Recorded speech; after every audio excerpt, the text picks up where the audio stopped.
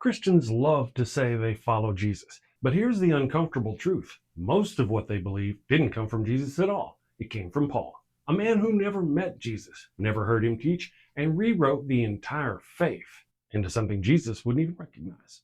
If you stripped Paul out of the Bible, Christianity would collapse overnight. And that's because modern Christians aren't really Christians. They're Paulinians. Let's start with who this guy was. Paul, or Saul of Tarsus, wasn't one of Jesus' disciples. He wasn't at the Sermon on the Mount. He wasn't at the crucifixion. He wasn't even in the background handing out loaves and fishes. Paul started as a Pharisee, a religious hardliner, and a persecutor of early Christians. Then, one day on the road to Damascus, he claims he had a vision of Jesus, and then just like that, he anoints himself an apostle. No witnesses, no independent confirmation, just Paul's word that he saw a dead man in the sky. And from that single unverified experience, Paul declared that he had the authority to redefine an entire faith.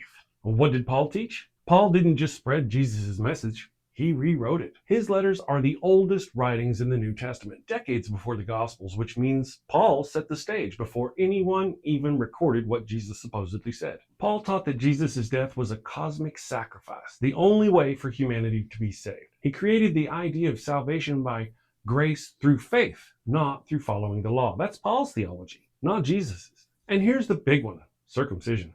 Under the old covenant, circumcision was the sign you were in God's club. That was the big thing. Genesis 17 makes it clear, no snip, no covenant.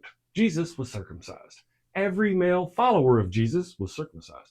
And even Jesus said, I didn't come to abolish the law. But Paul throws that out the window. In Galatians 5, he says, if you let yourselves be circumcised, Christ will be of no value to you. He invents the idea of circumcision of the heart, turning a physical commandment into a metaphor. That one move, tossing out circumcision and by extension much of Torah law, is what transformed a tiny Jewish sect into a Gentile religion. Paul literally rewrote the requirements for the covenant with God. The old covenant said cut flesh.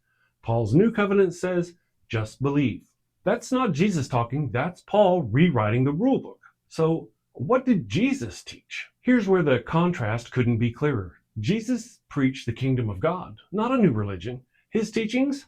Love your enemy, help the poor, forgive endlessly. He talks about ethics and action, how to live, not metaphorical doctrines about faith and atonement. He tells his Jewish audience that not one jot or tittle of the law will pass away. He doesn't cancel circumcision. He doesn't cancel kosher. He doesn't say, hey guys, just believe in me and you're in. That shift from following the law and living ethically to simply believing comes entirely from Paul. As you can see, modern Christians are Paulinians. So what do most Christians today actually follow? Paul's theology. Think about it. Sunday sermons, half of them are Romans, Corinthians, Galatians, all Paul. Ask a Christian what it means to be saved. They'll quote Paul, confess with your mouth, believe in your heart. That's Romans. The obsession with the cross, with faith instead of works, with grace as a get out of jail free card, all Paul. Even the idea that you don't need to know the law or be circumcised to be in covenant with God. Paul again. If Christians were truly following Jesus, churches would sound a lot more like the Sermon on the Mount and a lot less